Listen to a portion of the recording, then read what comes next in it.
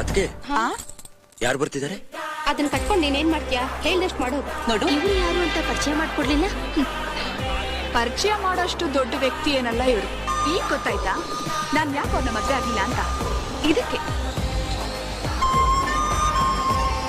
ಎಲ್ಲ ಹುಡುಗಿರ್ಗೂ ಮದುವೆ ಆದ್ಮೇಲೆ ಇನಿಷಿಯಲ್ ಮಾತ್ರ ಚೇಂಜ್ ಆಗುತ್ತೆ, ಆದ್ರೆ ನಿನ್ಗೆ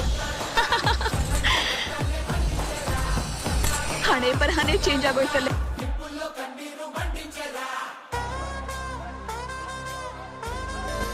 ಅವ್ರನ್ನ ನೋಡ್ಬೇಕಾಗಿತ್ತು. ಕೂತ್ಕೊಳ್ಳಿ.